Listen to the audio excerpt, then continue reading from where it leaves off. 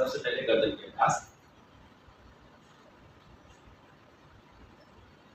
3 बार या उससे अधिक।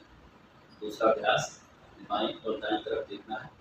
ये क्रियाएं ग्रीवा शक्ति विकासक क्रियाएं के अंतर्गत आती हैं, जो हमारे गर्दन से संबंधित समस्याओं को दूर करने में उपयोग है। तीसरा अभ्यास गर्दन को बाईं और दाईं तरफ ले जाते हैं।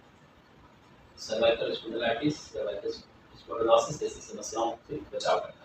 इसके बाद कंधे के अभ्यास शुरू करेंगे। दोनों हाथ कंधों पे रखते हैं और कंधों को गोल गोल।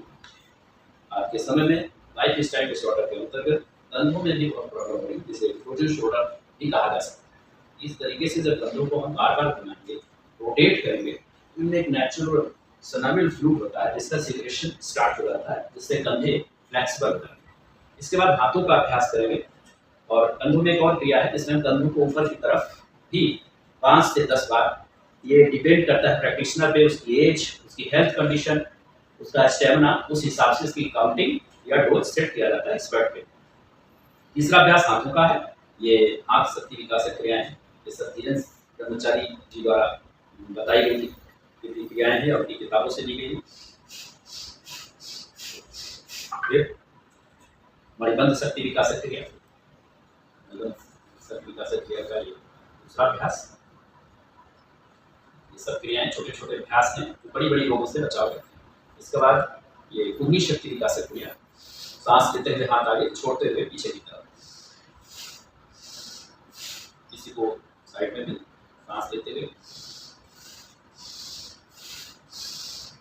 ये क्रियाएं जोड़ों से संबंधित बीमारियों में काफी उपयोगी होती हैं। इसके बाद अब हम अगला अभ्यास करेंगे और वो है कटी शक्ति विकासक। उसके लिए पैरों में थोड़ा सा अंतर रखते हुए अपने दाएं और बाएं तरफ वाली बाएं से जाने का प्रयास करेंगे। शुरुआत धीरे धीरे 3 बार से लेकर 5 बार और फिर धीरे धीरे भी प्रैक्टिस में योग में बढ़ाते हैं। अचानक से कोई भारी या बड़ा अभ्यास नहीं। इसके बाद उत्कट आसन, ऐसे बैठे हुए चेयर फोल्ड में। ये घुटनों की समस्याओं से बचाव करने के लिए, तो आजकल घुटनों में डिफरेंट टाइप ऑफ आर्थराइटिस की प्रॉब्लम हो रही है। अगर अर्ली एज से और प्रॉब्लम से पहले से ये अभ्यास करते हैं तो घुटनों में होने वाली समस्याओं से बच सकते हैं। ये कुछ वालों की क्रियाएं थी। अब 1-2 आसनों के बारे में भी हम बताते हैं। इसमें है सबसे पहले ताड़ासन। दोनों पैरों को मिलाते हुए सांस लेते हुए और छोड़ते हुए धीरे धीरे। ताड़ासन के कई वेरिएशन हैं जिसमें से हम एक आपको बता रहे हैं। ऐसे सांस लेते हुए बढ़ जाएं। इससे ज्वाइंट में होने वाली जो प्रॉब्लम है एंकल ज्वाइंट से रिस्ट ज्वाइंट तक, वो दूर होगी, थकान दूर होती है, तनाव दूर होता है, दर्द। इसके बाद ताड़ासन के बाद हम करेंगे अगला आसन और वो है हस्त उत्थान आसन। इसमें सांस लेते हुए पीछे, छोड़ते हुए आगे आएंगे, सांस भरते हुए छोड़ते हुए।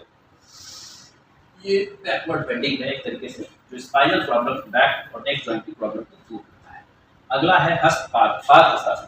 सांस छोड़ते हुए आगे आते हैं और अपने पैरों को छूते हैं, पैरों के आसपास ये जाते हैं, सिर को नीचे। फिर सांस लेते हुए ऊपर,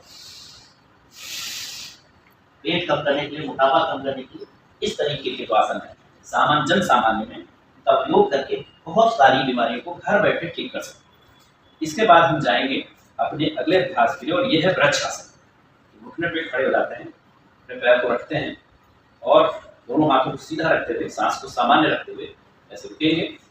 इतनी देर आराम से रुक सकते हैं, रुकेंगे। दोनों हाथों को नीचे लाएं, पैर को छोड़ देंगे। इसी तरीके से दूसरी तरफ से भी दोहराएंगे। ये आसन स्टेबिलिटी के लिए, स्थिरता, एकाग्रता और दृढ़ता शरीर के अंदर लाने के लिए काफी उपयोगी माना जाता है। स्टूडेंट के लिए इस तरीके के आसन काफी फ्रूटफुल साबित हो सकते हैं। अब धीरे धीरे पैरों को नीचे, तो ये खड़े होने वाले